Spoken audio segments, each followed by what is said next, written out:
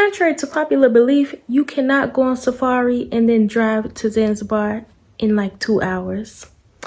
You'll never make it. That's the number one misconception I get about traveling in Tanzania. Tanzania is such a big country, very vast, and it's not easy to travel around. You're not gonna get many places within just a couple hours. You're honestly not.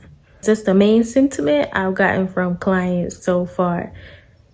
Y'all are so funny. You're just so funny. So funny. So if you've watched my vlogs, then you know it takes hours to get around, especially if you're going by bus or car. But yes, there are flights available, but it's gonna cost you. I've actually never even been on a flight here in Tanzania. I flew from like Nairobi to Zanzibar once before, but either way, that's neither here nor there.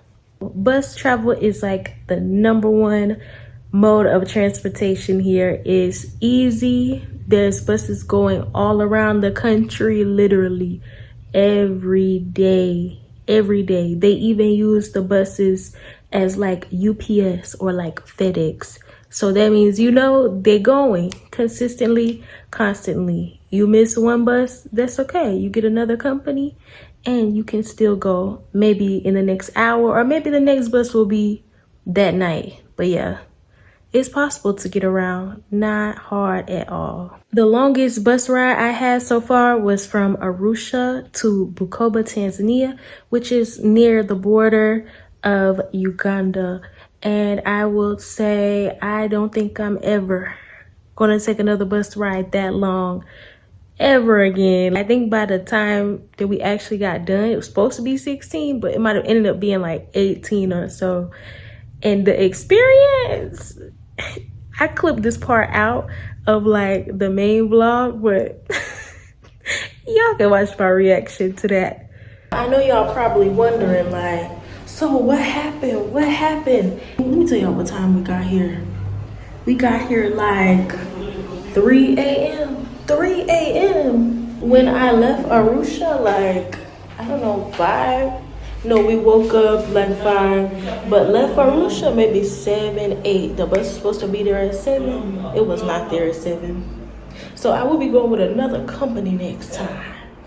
I hope it's not bad, but as long as it's not worse.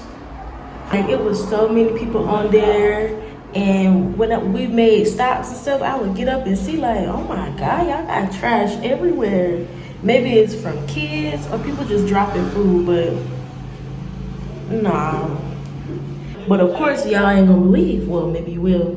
If it's that much food on the bus, y'all know what else on there. Roaches. So I get my food like a little to-go takeaway. It was rice and beans by then. I had already seen one on the window, like do-do-do-do-do. But this time, I got my food, I'm ready to eat, ooh, cause I was starving. And I see a roach like do-do-do-do-do-do on me. I was like, I feel like it was on me. I feel like it was a roach crawling on me. If not, it was a shadow. But either way, I know it was roaches on there, so I was like, After that, I put my feet up. I was like, Ellen, we got to switch. People from here, do not be scared of roaches like that. So I'm like, hey, well, he offered to switch. I didn't tell him. I'm like, nah, just nah, The conductor on the bus, driver, whoever, they was missing people's stops. I was like, y'all missing people's stops this late at night? In the middle of nowhere in the dark? Not a street light in sight? Uh-oh. Arusha to Dar is easier. I think my body has now adjusted to taking the bus for a long time, maybe 11 to 12 hours at most, given traffic, given jams, accidents, anything is possible here.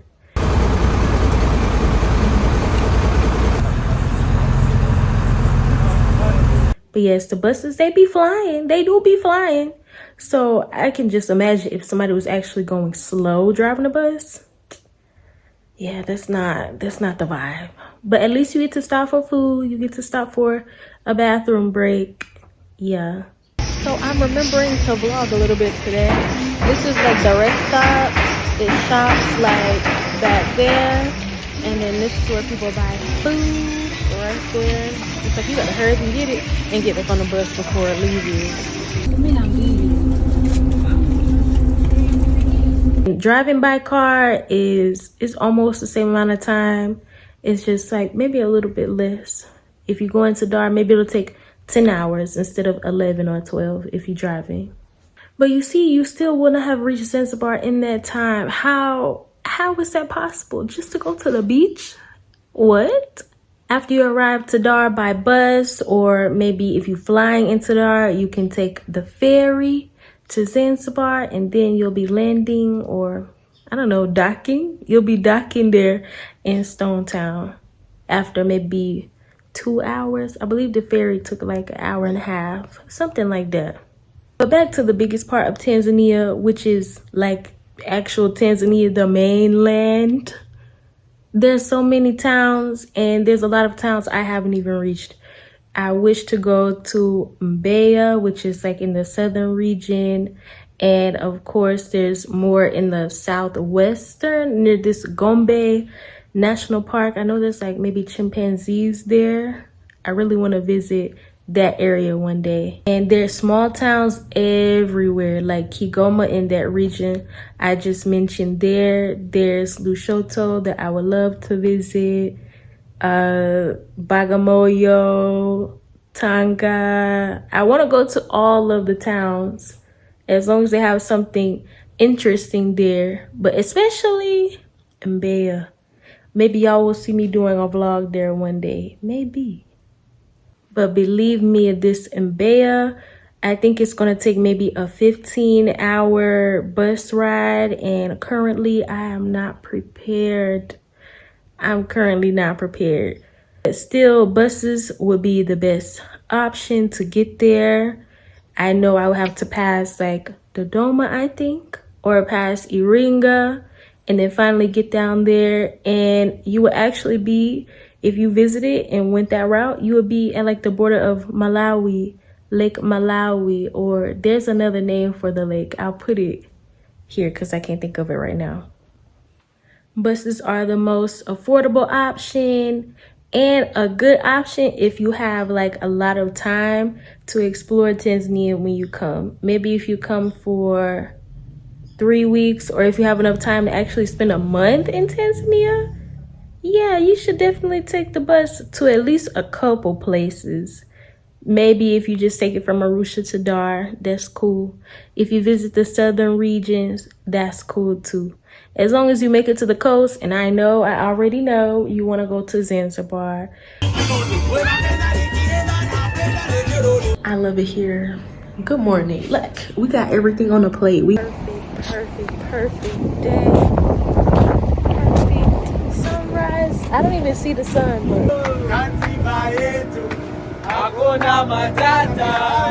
but yeah, you gotta cover the mainland. You gotta cover it. This will give you the most adventure. You'll see the scenic route, like all of the landscapes. Of course, you will need some help to do it, or you'll need some contacts, like people looking out for you along the way. I mean, maybe it'll be me. But anyway, that's definitely the route that you would want to take if you want to experience the culture with people close up. That way you can meet people like in their environment and not just like at a hotel, not just at a restaurant. Like you could just meet people along the way, see how the culture is, see how things work.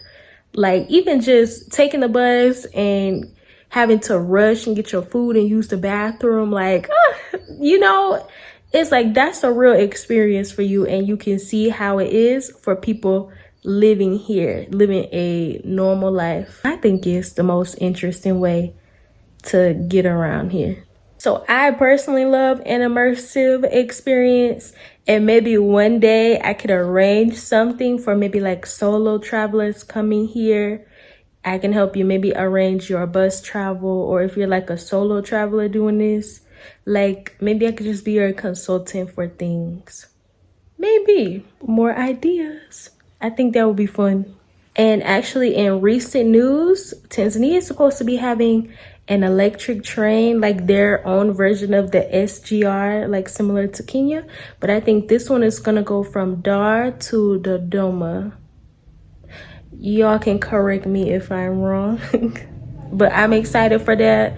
I hope I'm around when it's actually completed, because I would just want to get on the train just to see, like, okay, what's this SGR like, you know, and maybe share with y'all how are things, how is the experience. Compare it to Kenya. I know people love a Tanzania Kenya comparison. Y'all love that. It's a sibling rivalry for me. But back to the actual like geography lesson about traveling around Tanzania. Traveling here, you will see everything. You will see the amazing variety of topography, landscapes, shoot, even weather changes. The country is just beautiful. It's literally one of my top 5. I don't know, maybe number 2, 1 or 2. It's beautiful. You'll see mountains, rivers, savanna. I mean, Serengeti, like safari. You can literally do safari here.